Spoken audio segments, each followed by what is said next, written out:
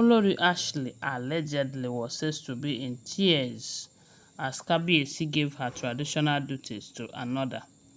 According to the information, they said there was this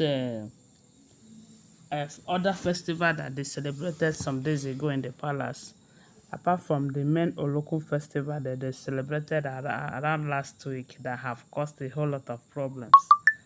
It was during this that last week on that a lot has happened. They said it was then that Queen Naomi's portrait got missing.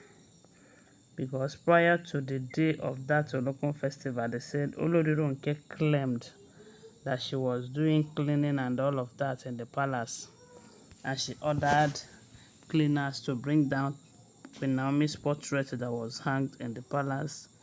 After which, he started hearing that the portrait got missing. Although, from what we heard, they said later, Mariam was, is it Mariam's maiden or her cook? I don't know. They said she returned the portrait after the elders have chased Ronke and the Mariam out of the palace, warning them that they should not return back to the palace without the portrait. That was when they said they returned it. All after that same Olokun festival, they said a particular deity or artifact. Is it artifact? They said it's artifact, but that thing is like a deity. Or maybe deity in artifact. Let me put it that way. Was terrorizing the palace, making noise, disturbing the peace of the palace. And they said it was Ashley who bought the artifact. Although Ashley said that she bought a whole lot of artifacts, but that particular one that is causing this issue, that it was not her. But a lot of people did not believe her because that is the part that she is doing very well. So when they keep accusing her that she is the one that brought it, they said Ashley went on investigation. She went and did a lot of consultations and all of that, only for her to return back to the palace and said that it was Ronke who brought that, and she intentionally did it to cause problems. So by the time Kabieyesi will be concentrated on solving the particular problem brought by that deity in artifact, that she will forget about Queen Naomi and how to bring Queen Naomi back to the palace. So, but there's a way that God fights for her own.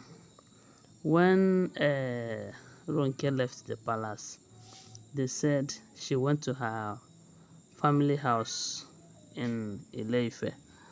So, and while she was in her family house, they said the artifact visited her family, as in visited her family house and was making some nasty noise and all of that. So she was afraid.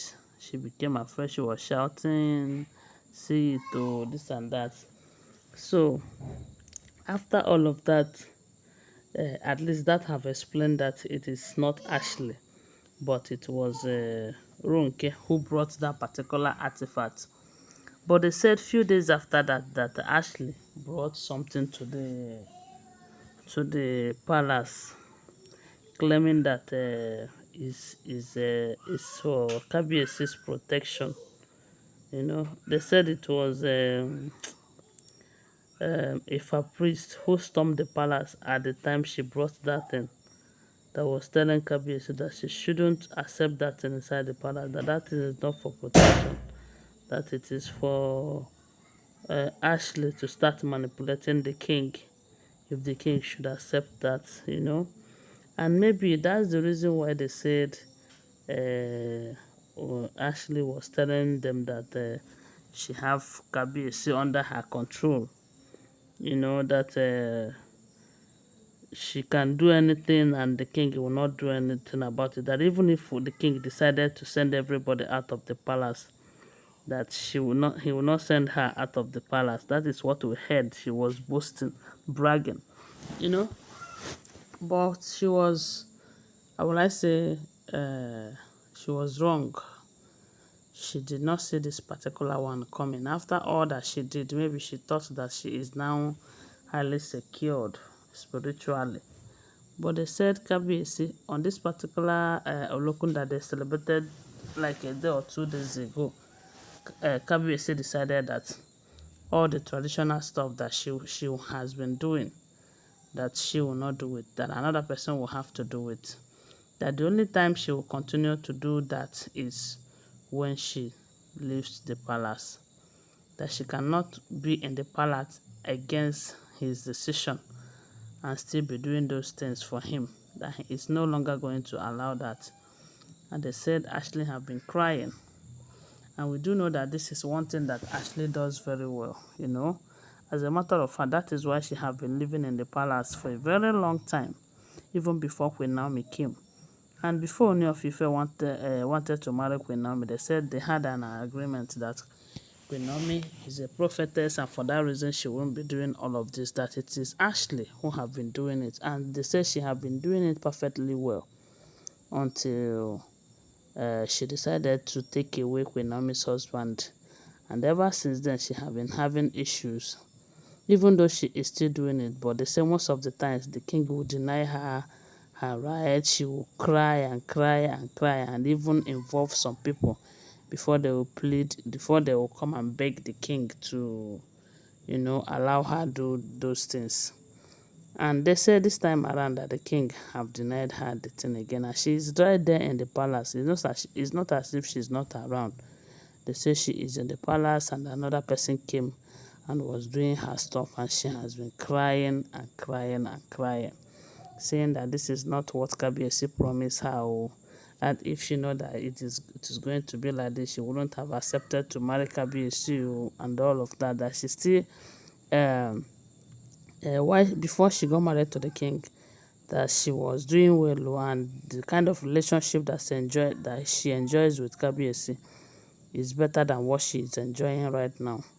And when I hear that one, I say, okay, oh, you don't know that when you snatch somebody's husband, you can never enjoy it. Never. Because that person will always, maybe if she's doing it with you, she will remember, if he is doing it with you, he will remember his wife, and the mood will change. Anyway, guys, I don't know what to think about it. Whatever I think, share with us on the comment section. I want to remind you that these are all alleged information, okay? Always bear that in mind. Thanks for watching. Please, if you have not subscribed to my channel, kindly subscribe. Give this video a thumbs up, and don't forget that I love you guys. Bye for now.